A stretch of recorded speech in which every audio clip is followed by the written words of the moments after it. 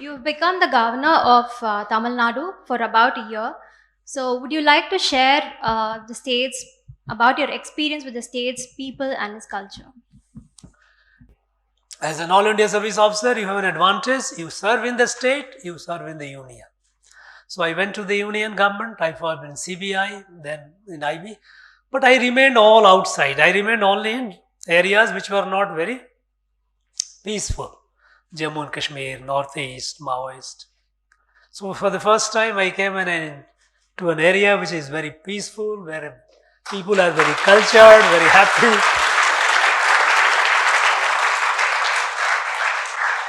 It's a personal uh, growth for me because so many things I'm learning, so many things about richness of Tamil language, how old this, because every one of us will remain busy in our own.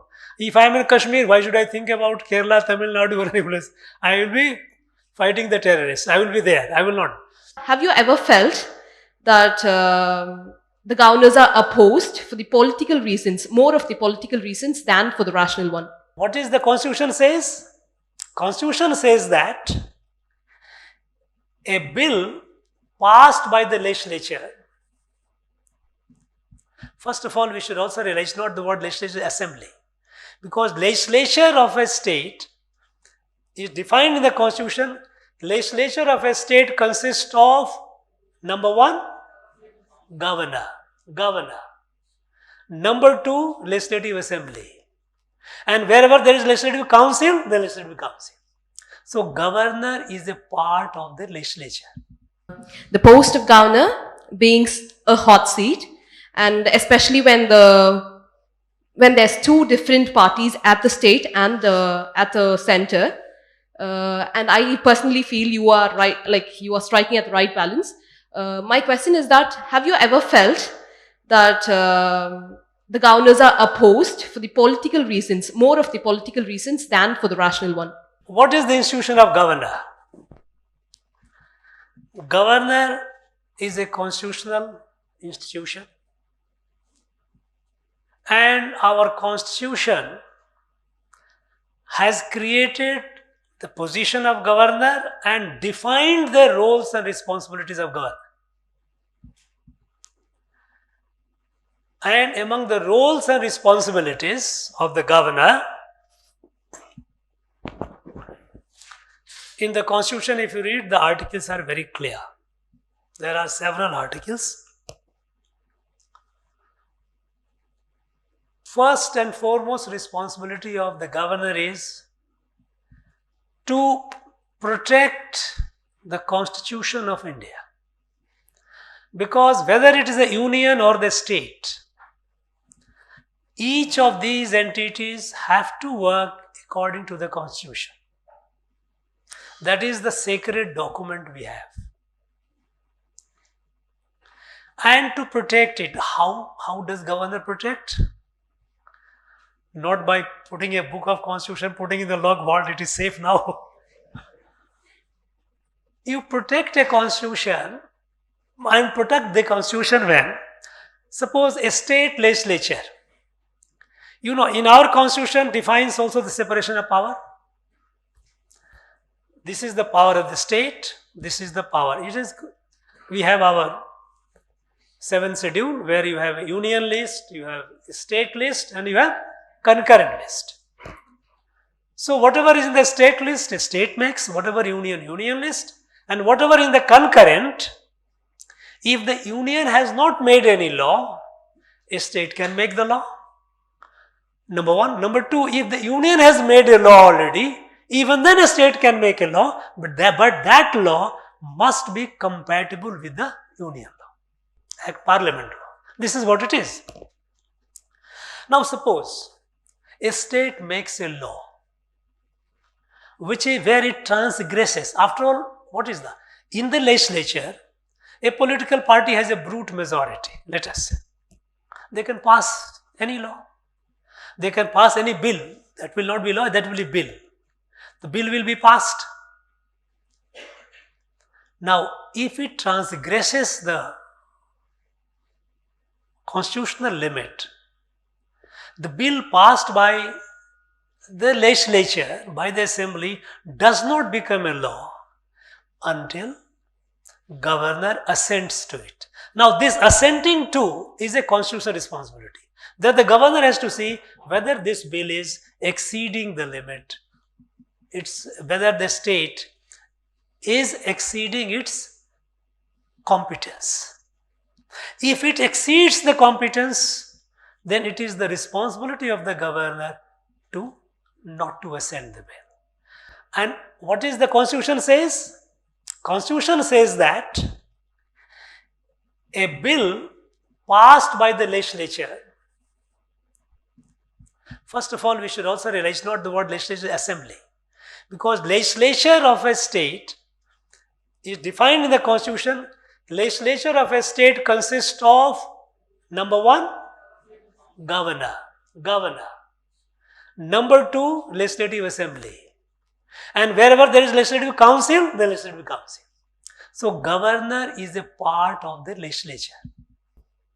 So a bill passed by the assembly does not mean it is passed by the legislature, because the assembly is a part of the legislature. So when the bill is passed and is sent to the governor,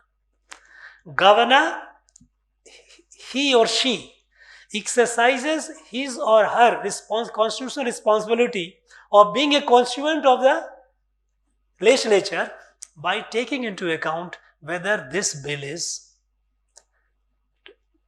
going beyond the competence. And that is why in Article 200 of the Constitution it says that when a bill passed by the assembly is given or forwarded to the governor for assent, governor has three options. One, assent, give assent. Problem is known, there is no problem. Second, withhold the assent. And you know what is withholding means? Withholding doesn't mean that I am just holding it.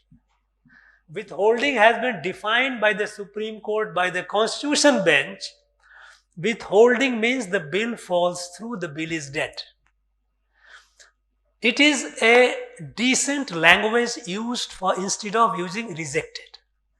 That becomes too crude. So when you say withhold means the bill is dead.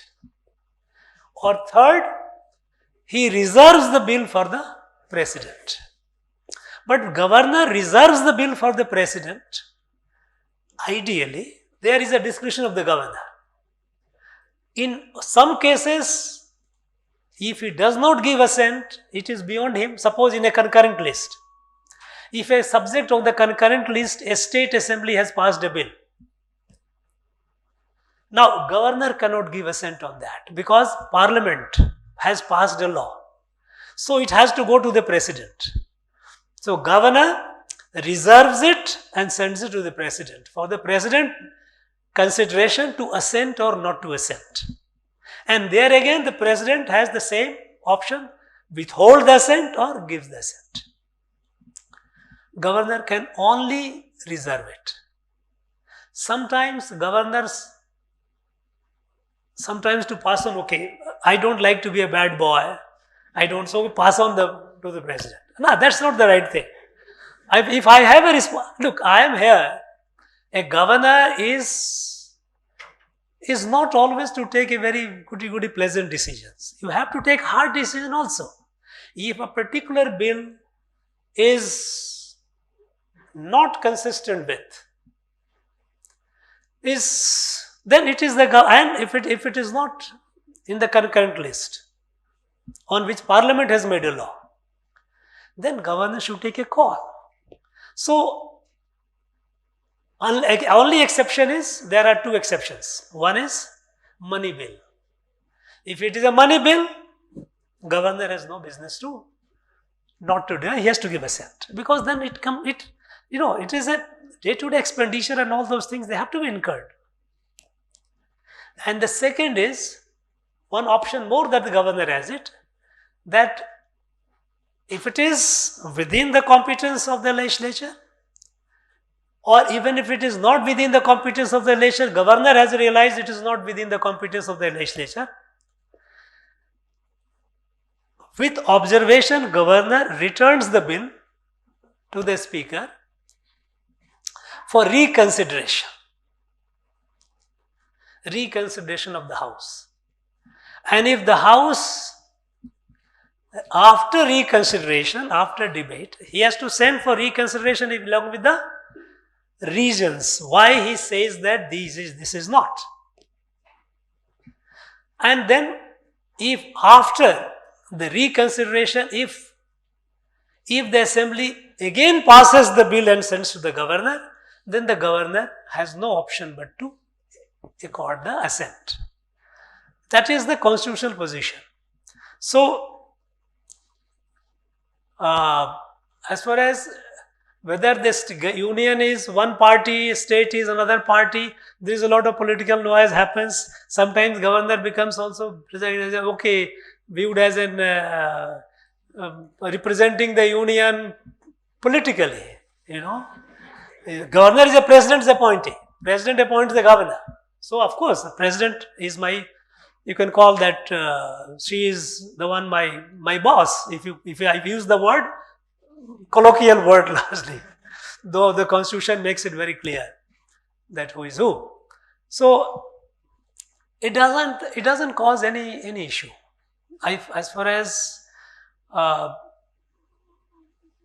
I feel it, I as a governor feel it, I don't feel any confusion comes when you start thinking extraneous, unnecessary things. You know whether you do you discharge your responsibility. That's all. Radicalization had been slowly entrenching the southern state. How do you see this trend, sir? Especially events like Coimbatore and Bangalore, sir. This is a good question. All questions are good. There's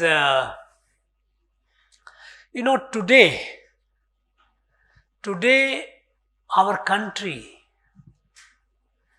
is strong enough that external direct assault is no country can afford. Earlier, if you see, till a few years back, terrorists from Pakistan will come and strike Mumbai, strike other places in our country, Hyderabad, Bangalore, different places they will organize a strike coming from Pakistan, Jammu and Kashmir, they will strike. Many times attacking the armed camps, military camps.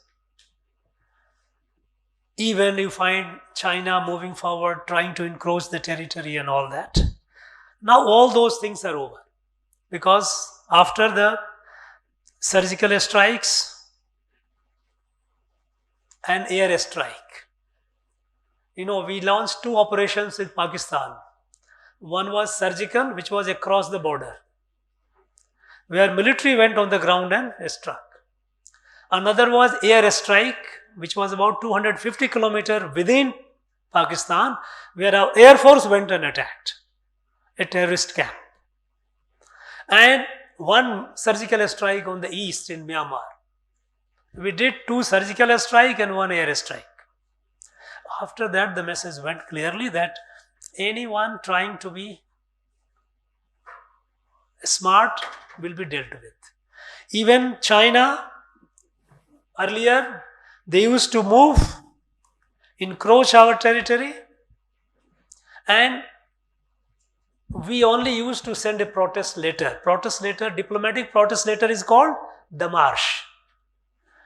Protest letter is a piece of paper. Who cares for it? But they kept doing it. But now, no. You will be reading in newspaper off and on, there is a standoff with China and all. You read more in the newspaper because our military is there on the border, and when they come, there is a face-off. Will not allow you to come, move. And that is what is reported. Earlier, our military was not allowed to be at the border, at the line of actual control, what we call LSC. We have two terms, LAC and LOC. Line of control with Pakistan, because POK, Pakistan, complete Jammu and Kashmir is actually part of India. But Pakistan has captured it. So that line which divides the Pakistan occupied Kashmir from our Kashmir, that is called LOC, line of control. And with the China, since China says that their border with India is not settled as yet, though we had a settled border with Tibet, but after China took over Tibet, they said no, there is no formal agreement. In the ancient days, how the borders used to be defined, especially in the mountain areas, not by geographic, cartographic mapping. There was nothing like that. Okay, this is the mountain range, this range, beyond that you are this and ours. This is the pass, this pass is with us or with you. If you cross the pass, you pay the tax. That is how borders were defined. Rivers, that part of the river is yours, this part is ours. Or maybe the mid course of the river is the boundary. That is how it used to be. So we had conventionally settled border with Tibet, but China, after taking over, they said no, we must have a proper agreement. And they started acting in a way. So we call it LAC, line of actual control. So earlier times, they on the line of actual control, they will transgress, they will say no, we are here, but our area is up to that. You might be reading in the newspaper, R.N.Ravi Pradesh, new names coming up. No, they have their maps. They also define their map. They say, okay, Arunachal Pradesh is their area. They keep. These are all pinpricks. They try to say that, no, we have a claim. Till 2016, 15, 16, even in fact earlier also they had melted down. Even Sikkim they were not considering as a part of India. Sikkim is not. Now that they accepted finally. But because they say that we are far inside and Indians are occupying it, we say that no, this is ours, this is not yours. So we have LAC, like for example Ladakh, northern Ladakh, Aksai Chin.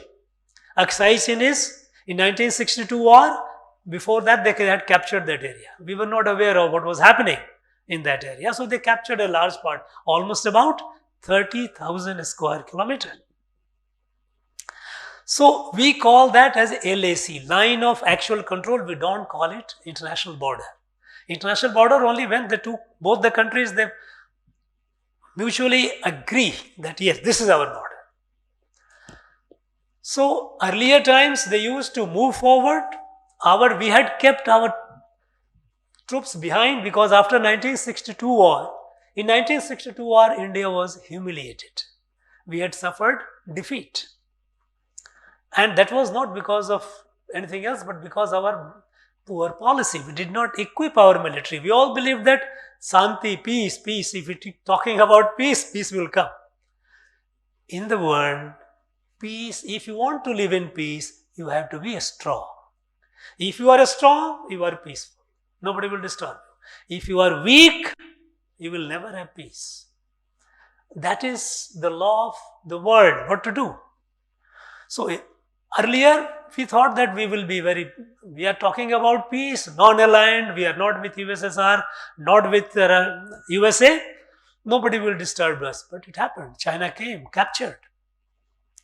After that, we got so defensive that we pulled our troops way behind the points up to which they had come, fearing that if our troops go closer to that, there may be confrontation, and that confrontation may escalate into a war. So out of that fear, we didn't even allow our troops to go. As a result, they kept moving forward. Our troops would go once in a while for patrol, as far as possible, and then come back. Because our troops were given instruction, you go and do the patrol. But there should not be confrontation. Now, military wants a clear direction. You cannot say, okay, you go and patrol, this is your area, but don't fight. How can? Because they thought that if we go, and if there is a confrontation, I will have to answer to my higher command. The higher command general would say, political executive might ask me, why did you go? Why did you do it? Okay. avoid it. On the ground, we were defensive. Today, we have made very clear we will be up to the LSE. We are building roads. We even didn't build roads. Thinking that if we build road closer to LSE, that will be taken as a provocative act by China. And that is what China used to say. Are you building roads? Do you want to escalate your military? No, we will not build it. No. We are now extensively building roads. You know how many tunnels have been built, even in, you have Atal Tunnel, which is in Rohtang, which is Himachal to Ladakh. Other tunnel, which is Jojila from Srinagar to Ladakh, is under construction, going to be complete. One tunnel in Rohtang, there's where in Tawang, where in this thing, Arunachal, so that we have around the year. We have built large number of advanced landing ground, ALG, where you can, your helicopters, military helicopters can run. So building them first. So as a result, what happens is, very often there will be a face-off, a standoff. And that is what is reported in the newspaper. It is because we have ceased to take them, allow them to do what they were doing. That's what it is.